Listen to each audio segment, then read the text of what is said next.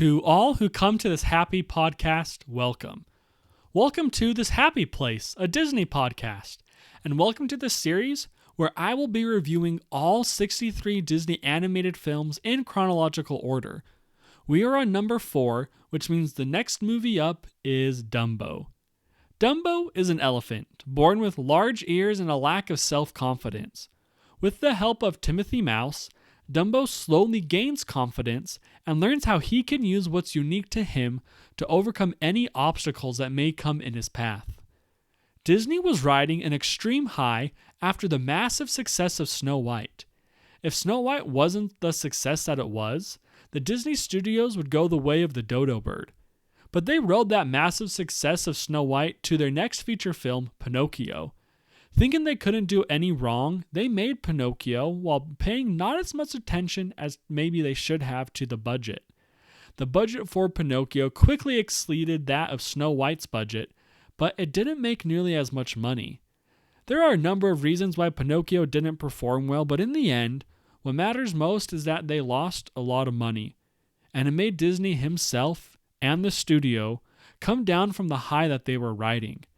There isn't any doubt that Pinocchio put a serious financial hurt on the studio, and their next movie needed to be a success. Fantasia was not a success financially for them. Fantasia was a film that was truly experimental, and Walt maybe got a little too ambitious with trying to innovate the animated motion picture again. The innovations that Walt did for Fantasia were extremely costly to the point where it made it so Fantasia was basically destined to fail. But one thing is for certain, while they were still able to exist after Fantasia, they wouldn't be able to exist if their next movie was a failure. Dumbo. Dumbo would be the movie that would decide if Disney would survive or not make another feature film ever again. Dumbo was made purely to recoup losses from Pinocchio and Fantasia. Dumbo, like the other movies that Disney made, Snow White and Pinocchio, came from a pre-existing story. But unlike Snow White and Pinocchio, the story that Dumbo came from was not at all known to the general public. Disney actually secured the rights to Dumbo before the story was ever published. When Dumbo was originally written, it was written in a format for a new novelty toy called the Roll-A-Book. A Roll-A-Book was a toy that consisted of a roll of paper that had illustrations and a story, where kids would move a crank to view the story that was contained on this roll. You will find yourself having a difficult time trying to look up a Roll-A-Book. They are extremely rare, and there are no known copies of the original Dumbo Roll-A-Book left. Disney tasked Joe Grant, a story and character developer for the studio, and Dick Huemer, who was the story director, to write a screenplay for Dumbo. These two developed the story in a very unusual way. Rather than writing a complete draft of the script and showing it to Walt, they gave the script to Walt in chapters. They would write one segment, give it to Walt, and make Walt wait to read the next segment. Joe Grant said that the nice thing about Dumbo was how it was such a simple story. The screenplay they wrote was what was used for the movie. There weren't any scenes that were started and then later shelved. Both Snow White and Pinocchio had numerous scenes that were in the original script and actually started to be drawn, but were ultimately cut from the film. That is actually one way how Dumbo was able to be a lot cheaper to produce.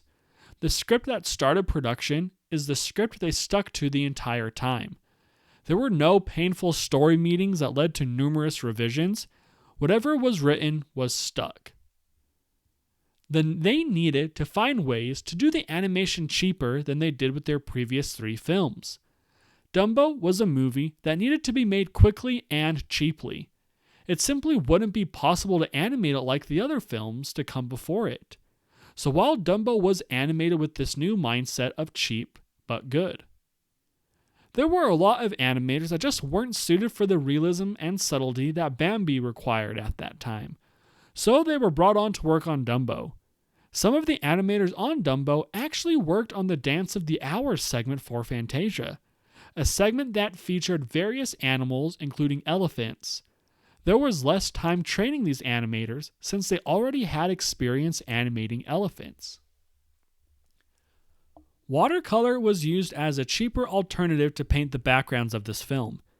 In some instances, the backgrounds were copied with a machine rather than hand-painted if a background needed to be used for different scenes.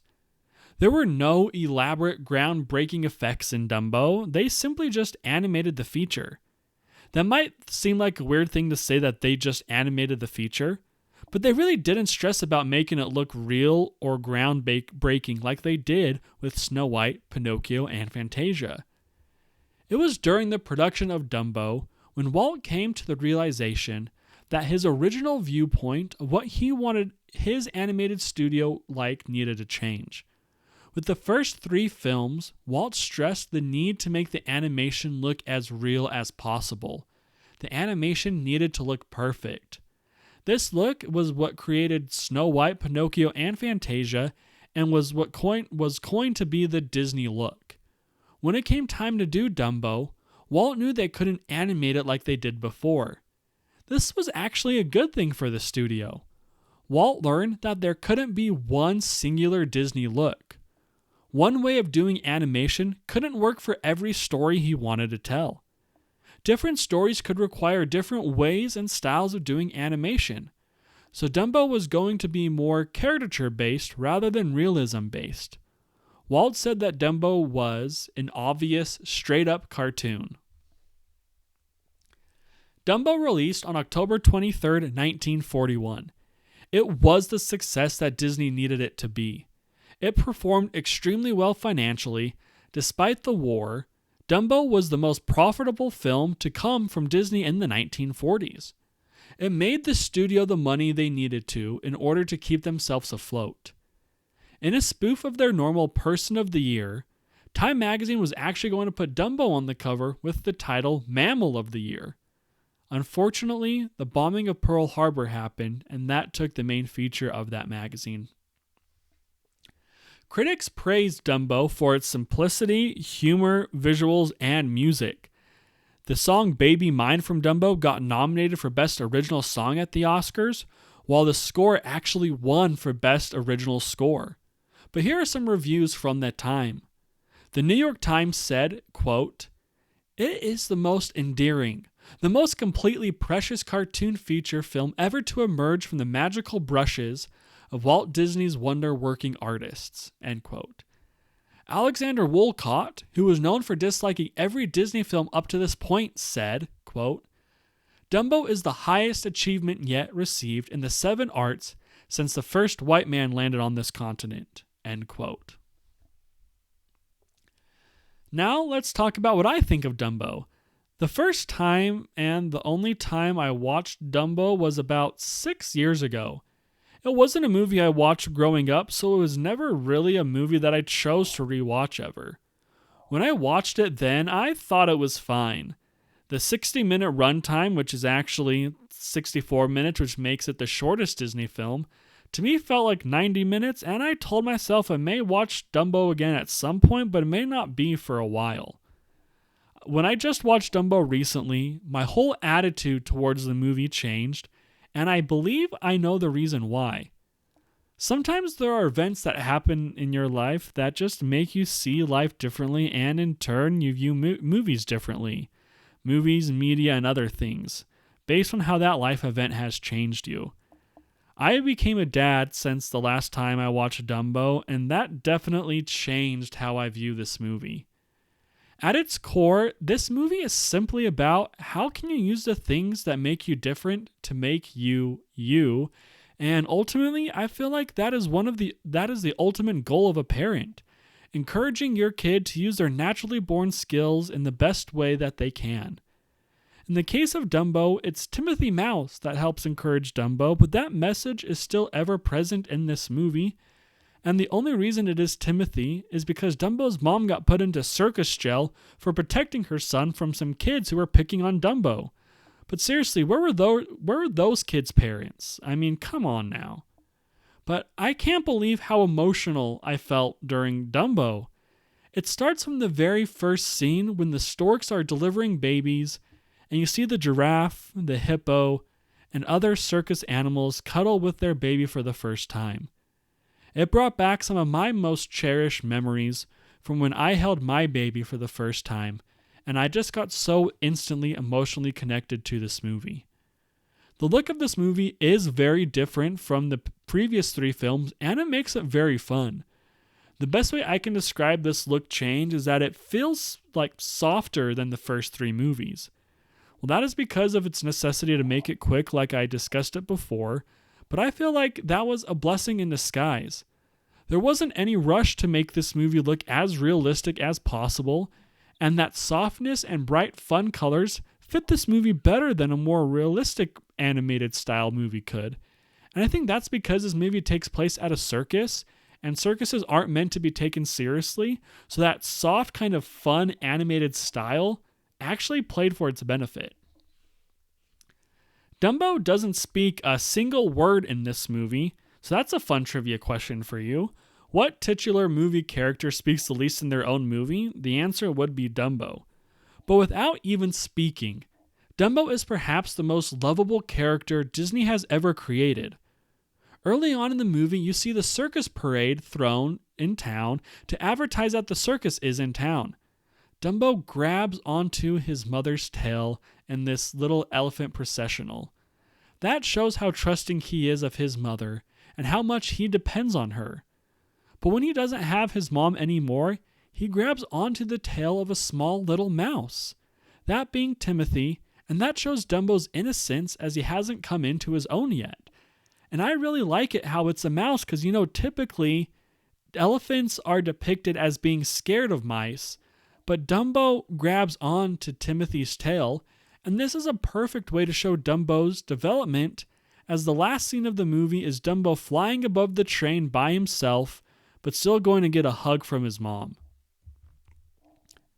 I also loved the use of a crow's feather as almost like a placebo effect to convince Dumbo that it's the feather that allows him to fly.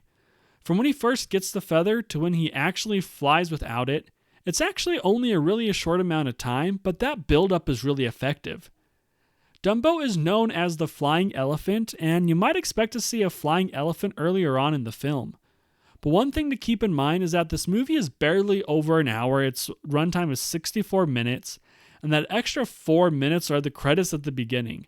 And even though the flying doesn't take place until about the last 5 minutes of the movie or so, I didn't feel ripped off at all. After all, the movie is just called Dumbo, not Dumbo the Flying Elephant. But I feel like if people go into Dumbo for the first time, knowing that at some point Dumbo flies, they might be disappointed that it's not until the last 5 minutes or so. But it's the journey of Dumbo in this movie that matters, and the journey we see Dumbo go on is really endearing. Dumbo has what I consider one of the most heartbreaking scenes in any Disney movie. When Timothy helps Dumbo visit his mother while she is in a prison circus cart, Jumbo, which is the name of Dumbo's mom, can't get to the window to see Dumbo. So the only thing she can do is reach her trunk out and hold Dumbo's trunk. Then picking up Dumbo and swinging him with her trunk, it's just so sad. And the emotion is only heightened by the song Baby Mine. You need to all go listen to Baby Mine, read its lyrics. It truly is one of the most heartbreaking but lovable songs in any Disney movie, and it quickly skyrocketed to be one of my favorite Disney songs. Jumbo doesn't sing the song, but it's definitely told from her point of view, and the words are of any mother trying to encourage their own kid if they were to go through a similar situation as Dumbo was going through. But again, go look up the lyrics to Baby Mine. It's a very underrated Disney song, and I feel that more people should talk about it. There are also a lot of other songs in Dumbo that are very iconic. Casey Jr. is a very catchy song, and I bet that a lot of people don't realize that when they are riding the Casey Jr. ride at Disneyland, they don't realize Casey Jr. is from Dumbo. But you start tapping your foot and dancing a little when the Casey Jr. song starts. And there's also the song the crows sing. It's very clever how it's done. They poke fun at the notion of an elephant flying by saying things like, I've seen a shoe fly, a house fly, and a dragonfly, and it just naturally flows into the elephant fly song. It's a jazz tune that won't leave your head for days. It's also an interesting thing to point out that the crows are making fun of Dumbo for being different than other elephants. Timothy puts the crows in their place, saying basically, crows, you were ignored yourself. Dumbo's mom is in jail, and he is already down, so go ahead and beat him down some more. The crows realize their mistake and help Dumbo. The crows are the only group in the movie that apologize for treating Dumbo that way, and actually turn to help Dumbo out in the end.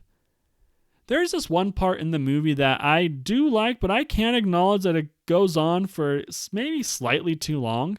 The infamous Pink Elephant Parade. The visuals are really cool and the music is really fun, but it just kind of gets weird, but I feel like it gets weird in a good way.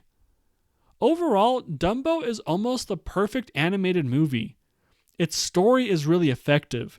Its script is concise, not dragging anything out longer than it needs to be, but it also includes everything necessary to make the movie have the emotional impact that it's meant to have. Its animation is exactly what it needs to be to fit the feel that they were going for. Everything is done in a really effective way, and it leads you to fall in love with the flying elephant. Out of the 4 Disney movies that we have gone over so far, I'm going to have to put Dumbo at number 1. I just feel more emotionally connected to this movie when compared to Snow White, and I do feel like Dumbo's shortened runtime does help it as it exemplifies how effective everything is done in this movie. Thank you for listening to this Happy Place at Disney podcast, and remember, there is a great big beautiful tomorrow shining at the end of every day.